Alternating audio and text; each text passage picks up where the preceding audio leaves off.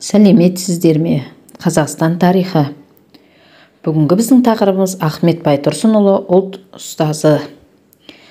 Бүгінгі сабақтағы мақсатымыз Ахмет Байтұрсыновты қазақ тілі білімінің негізін салушы қоғам қайраткері ретінде бағалау.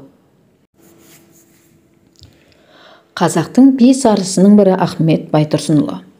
Қазақтың 5 арысы, бесеуі де елдің мұңын жырлап, қараңғы халықты ағартушылыққа бет бұруды көздеген қайраткерлер.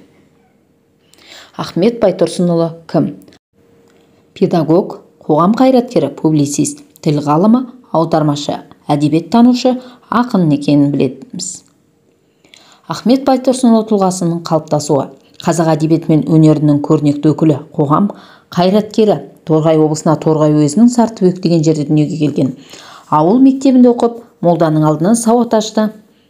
Торғайдағы 2 сыныптық орыс қазақ училищесін оқиды. 1895 жылы Орынбордағы мұғалімдер мектебін бітірген екен. Ахмет Байтұрсынұлы алаш қозғалысы тұсында күрестің алғыс шебінде болды. Оның өмірі өз халқына адал қызмет етудің, ел жұрттың мәдениет мен әдет-ғұрпына, тарихына деген сүйіспеншіліктің айқын көрінісі.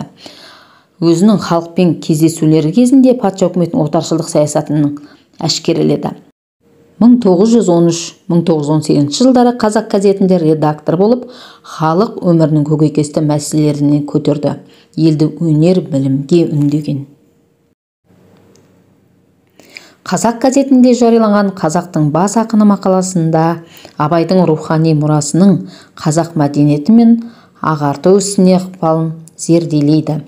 Қазақша оқыту мақаласында халық өмірін жақсарту ісін балаларды оқыту ісінен бастау керек. Өйткені билік, басқару тек біліммен ғана түзеледі деген екен. Әдеби мұрасына тоқталып өтейік. 1909 жылы тұңғыш 40 мысал кітабы жарыққа шығып, Крылов пен Абай әңгімелерін негізге ала отырып, биліктің шектен шығу мен зорлық-зомбылығын сынайтын бірқатар туындыларды енгізген. 1911 жылы маса өлеңдер жинағы жарық көрді. Ондағы бас идея қазақ халқын ілім-білімге және мәдени қоғам құруға шақыру болатын. Саяси қызметіне тоқталып өтейік. 1905 жылдан бастап алаш қозғалысының қалыптасуына белсене қатысты. Қарқаралы петициясы авторларының бірі болды. Білім беру, ар-ұждан бостандығы, дін еркіндігі, газет шығару жайлы айтылды. 1913 жылы Әлихан Бөкейханов Міржақып Дулатовпен бірге қазақ газетінің алғашқы номерін шығарды. 18 жылға дейін саяси әдеби ғылыми басылым саналды. 1917 жылдан бастап Алаш партиясын құруға атсалыса отырып, құрамында болды. Білім мен мәдениетке қатысты мәселелерге жауапты болды. 1919 жыл Ахмет Байтұрсынұлы Кеңес халық комиссариаты басшысының орынбасары қызметін атқарды. Қазақстандағы білім беру мәселесі бойынша халық комиссары болып тағайындалды. Әдеби қазақ тілінің қалыптасуы мен араб жазуын реформалау үшін көп тер төкті. 1921-28 жылдары Халық ағарту институтында қазақ тілі мен әдебиеті мәдениет тарихынан сабақ берді. Ахмет Байтұрсынұлы тілтану және әдебиеттану бойынша бірқатар еңбектердің авторы. Ол алғашқы қазақ әліпбиін жасады. Тіл құралы атты оқулық жазды. Қазақ тілін оқыту әдістемесінің негізін салушы. Ахмет Байтұрсынұлы кім? Оның қоғамдағы орны мен еңбегін анықтайық. Халық мұрасын жинақтаушы, зерттеуші, құрастырушы ғалым, қазақ әліпбиінің реформаторы, қазақ тіл білімі мен әдебиеттанушы, Қазақ КСР орталық атқару комитетінің мүшесі, оқу ағарту ісінің белгілі әдістемешісі, қазақ баспасөзінің негізін салушы.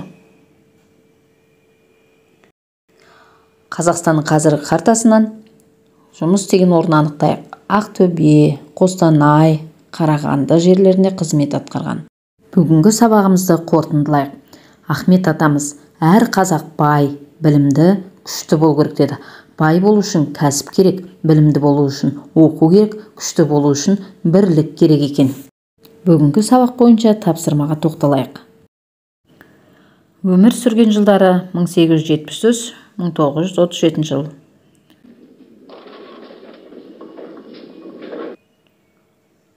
Қазақша оқыту мақаласында жариялаған сөз екен.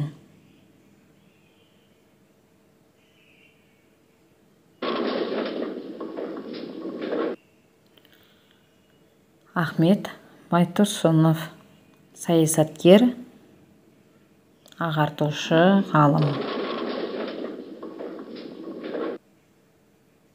Бутырка түрмесіне жіберілді 1929 жылы 2 маусымда.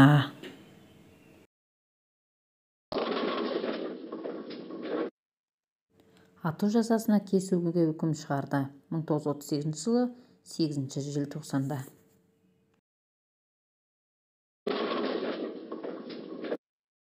Ең маңызды идеяларын жариялаған бағдарламалық құжат халықаралық петициясы.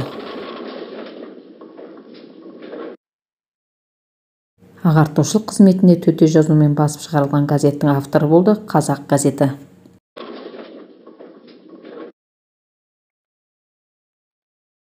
Ақталып, баға жеткісі әдеби мұрасы халыққа қайтарылды 1988 жылы 50 жылдан соң. Халық ағарту институтында қазақ тілі мен әдебиеті мәдениет тарихынан сабақ берді 1921-1928 жылдары. Ұлт ұстазы деп аталды 2002 жылы 15 қыркүйекте. Бүгінгі сабағымыз аяқталды. Сау болыңыздар.